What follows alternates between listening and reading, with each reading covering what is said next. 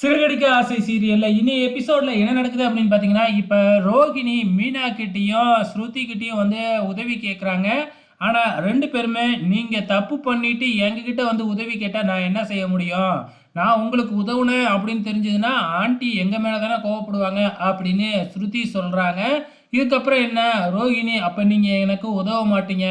எப்பயுமே இப்படியே இருக்காது மீனா அப்படின்னு சொல்லி மீனாவ மிரட்டுற தோணியில ரோகிணி பேசிட்டு போகுது. இதுக்கப்புறம் என்ன நடக்குது அப்படின்னு பார்த்தீங்கன்னா, இங்க வீட்ட காமிக்கிறாங்க. வீட்டுக்கு நம்ம பாட்டி வந்திருக்கிறாங்க.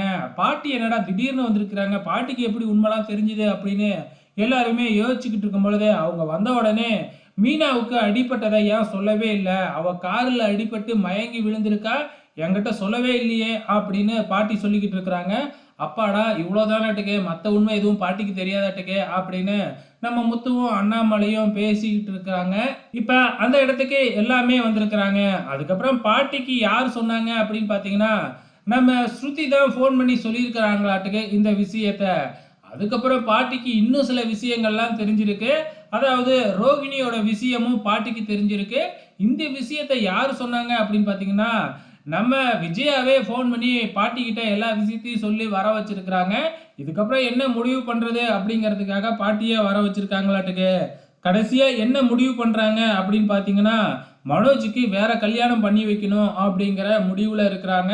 மனோஜ் கிட்ட கேட்கும்பொழுது, "அம்மா எனக்கு எது பண்ணாலும் நல்லதுக்கு தான் பண்ணுவாங்க. நான் அம்மா சொல்றதே கேட்கிறேன்" அப்படின்னு சொன்னதுனால, "சரி உங்களுக்கு தோன்றத செய்யுங்க. நான் ஊருக்கு போயிட்டு வேலையெல்லாம் முடிச்சுட்டு வரேன்" அப்படின்னு சொல்லிட்டு நம்ம பாட்டியும் கிளம்பிடுறாங்க. இப்ப நம்ம முத்து வந்து மீனாவ சமாதானப்படுத்துறதுக்காக அல்வா பண்றேன் அப்படிங்கிற பேர்ல அல்வா பண்றாப்ல. அந்த அல்வாவ பண்ணி நம்ம மீனாவுக்கு ஃபர்ஸ்ட்டு ஊட்டி விடுறாப்ல. அதுக்கப்புறம் ஸ்ருதிக்கு ஊட்டி விட்டுர்றாப்ல. அத வாயில போட்ட உடனே வாய் ஃபுல்லா ஒட்டிக்கிச்சாட்டுக்கு பேசக்கூட முடியவே இல்ல. இத பார்த்துட்டு இந்த மனோஜி நான் சோகமா இருக்கிறத கொண்டாடுறதுக்கு தான் இந்த முத்து அல்வா செஞ்சு எல்லாத்துக்கும் ஊட்டிக்கிட்டு இருக்கான் அப்படின்னு முத்து மேல பழிய போட, நான் அப்படிலாம் பண்ணவே இல்ல அப்படின்னு சொல்லிட்டு கடைசியில நம்ம மனோஜுக்கும், விஜயாவுக்கும் அல்வாவா ஊட்டி விட்டுர்றாப்ல நம்ம முத்து. அவங்களாலயும் பேச முடியல. அங்க வர்ற ரவிக்கும் கடைசியில ஊட்டி விட்டுர்றாப்ல.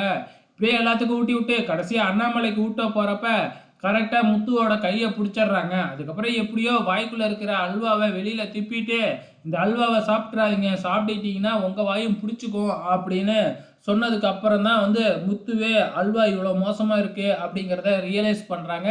இத ஒரு காமெடி செக்மெண்ட் மாரி நமக்கு காமிச்சிருக்கிறாங்க. இதுக்கப்புறம் என்ன நடக்குது அப்படின்னு பார்த்தீங்கன்னா, நம்ம முத்துவும், மீனாவும் நைட்டு பேசிக்கிறாங்க. அப்ப அந்த ரோகிணி என்னையும், ஸ்ருதியும் வந்து ஹோட்டல்ல பார்த்தாங்க. பார்த்து உதவி பண்ண முடியுமான்னு கேட்டாங்க. நான் முடியவே முடியாதுன்னு சொல்லிட்டேன் அப்படின்னு மீனா முத்துக்கிட்ட மறைக்காம சொல்லிடுறாப்புல.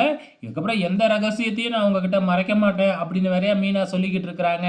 மறுநாள் காலையில விடிஞ்ச உடனே பழக்க தோஷத்துல மனோஜ் ரோஹிணி ரோஹிணின்னு கத்திக்கிட்டே ஹால்குள்ள வராப்புல. அதுக்கப்புறம் தான் தெரியுது, அச்சச்சோ ரோகிணி பேரை சொல்லிட்டோமே அப்படின்னு சொல்லிட்டு. உடனே விஜயா இருந்துக்கிட்டு நீ எப்புட்றா அவ பேரை சொல்லலாம் அப்படிங்கிற மாதிரி திட்ட, அவ 2 வருஷம் இங்க இருந்திருக்கிறாள்ல, அந்த ஞாபகத்துல சொல்லியிருப்பாப்ல அப்படின்னு மத்தவங்கலாம் சொல்லிக்கிட்டு இருக்கிறாங்க. அந்த நேரம் பார்த்து மனோஜுக்கு கடன் கொடுத்தாரு இல்லையா, அவரு மறுபடியும் உள்ளார என்ட்ரி குடுக்குறாப்ல. இந்த மாதிரி நீனும் உன் மனைவியும் பிரிஞ்சிட்டீங்களாமே, உன் மனைவிய நம்பி தான் வந்து பார்த்தீங்கன்னா, நான் வந்து பத்திரத்துல கையெழுத்து வாங்கினேன்.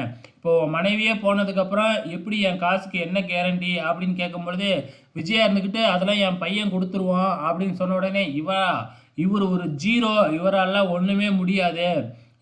இவரால ஒண்ணும் பண்ண முடியாது அப்படின்னு நம்ம மனோஜ ரொம்ப மட்டம் தட்டி பேசுறாப்ல. ஸோ இதுக்கப்புறம் என்னதான் நடக்க போகுதுன்னு தெரியல. விஜயா இருந்துக்கிட்டு என் பையன் காசு தர்றதுக்கு நான் கேரண்டி அப்படின்னு சொன்ன உடனே, அந்த ஆளு வந்து பார்த்தீங்கன்னா, பத்திரத்த எடுத்து குடுத்து விஜயா கிட்ட கையெழுத்து கேட்குறாப்புல. விஜயாவும் கையெழுத்து போட போறாங்க. நாளைக்கு என்ன நடக்கும் அப்படிங்கிறது தெரியல. பொறுத்திருந்து பார்க்கலாம்.